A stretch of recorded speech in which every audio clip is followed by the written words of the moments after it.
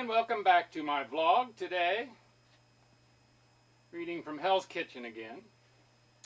And I want to read some about minerals and trace minerals. Minerals have personalities.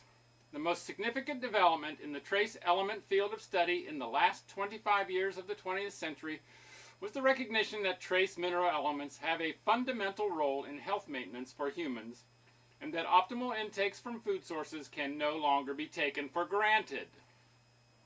The essential role of trace elements in the support and maintenance of the human immune system against bacteria, viruses, fungi, and cancer, degenerative diseases, and birth defects are well documented. The mode of action and the tissue concentrations of trace elements varies considerably. The only common denominator of trace minerals is that they are all found in exceedingly low amounts in the healthy tissue. They are usually found in parts per million, micrograms per gram, or with some as low as parts per billion, or nanograms per gram. The concentration of trace elements in tissue or requirement levels does not represent their relative importance as an essential nutrient. The concentration of trace elements and their functional concentration must be continuously maintained within narrow physiological limits if the functional and structural fabric of the tissues and organs of the animal and human body are to be maintained for optimal fertility, development, growth, health, and longevity. Higher species, such as birds, mammals, and humans, have a homeostatic mechanism that maintains tissue concentrations of trace minerals at optimal levels at their physiological sites. Almost all trace elements function as catalysts for a cellular or subcellular enzyme system. Enzymes are simply proteins that do work, and in their role as catalysts, their function ranges from that of a weak ionic pH effects modulator to highly specific metalloenzyme, metallic finger functions for DNA and RNA. In metalloenzymes, the metal atom cannot be substituted by any other trace element.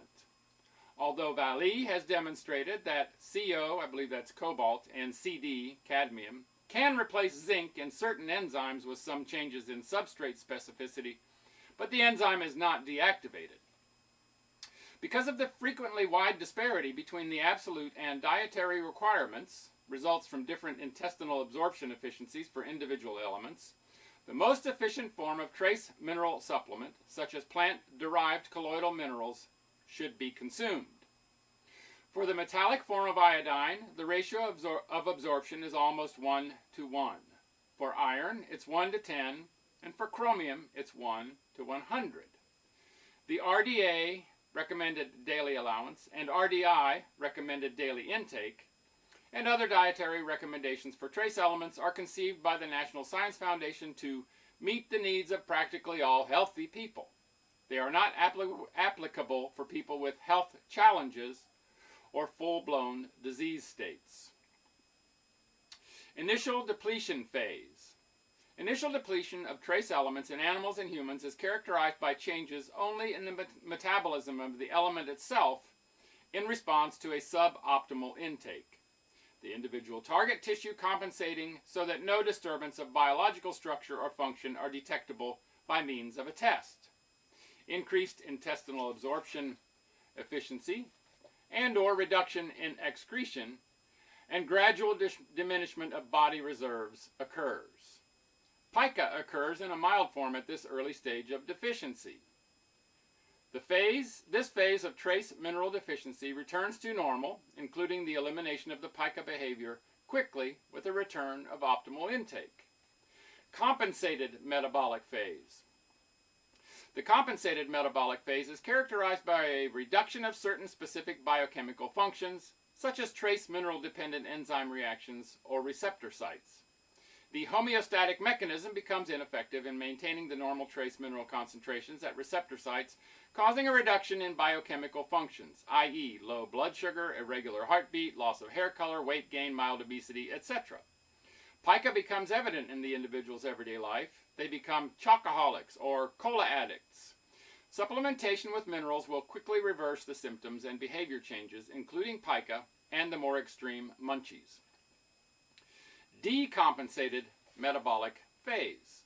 The decompensated phase of trace element deficiency is characterized by the appearance of serious clinical symptoms or defects in the metabolic, i.e., prediabetes, significant weight gain, obesity, cognitive, i.e., learning disabilities, ADD, ADHD, etc.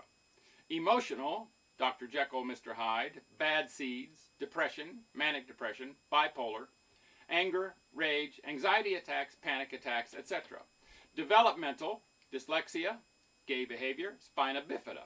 Structural, muscular dystrophy, obesity, loss of work stamina, and reduction of the longevity. Average MD lifespan is 56 years of age, of a species. Obsessive pica is obvious to even the casual observer. The affected individual is aware that they cannot help themselves in curbing their cravings and appetites by means of conscious will alone. Clinical phase. The clinical phase of trace mineral deficiency is characterized by the onset of full-blown disease states and even death, i.e., cardiomyopathy, diabetes, cancer, aneurysms, arthritis, goiter, morbid obesity, etc. For most trace mineral deficiencies in the clinical phase, diagnosis by the orthodox physician is almost non-existent. The cure, however, is simply a matter of replacement of the trace element.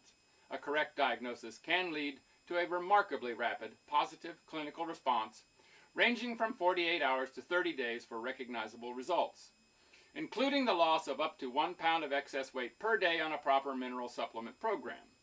Others do not reach full return to normal after permanent biochemical, chromosomal, or gross physical damage has occurred. So that's the end of that today. I wanted to read that because I know a lot of people who think that they can get all of the minerals and trace elements they need from their food, and that they feel fine just cutting back on certain foods such as carbohydrates. And of course they do. But as you see here, even in the initial depletion phase, you're not going to notice anything. You're still going to feel fine, possibly even in the compensated metabolic phase, because your body chemistry is doing what it can to maintain its levels. But at some point, you could develop many chronic illnesses just from mineral deficiencies, trace mineral deficiencies. So that's all for now. More tomorrow. Not sure what it'll be. But make it a great day, and bye for now.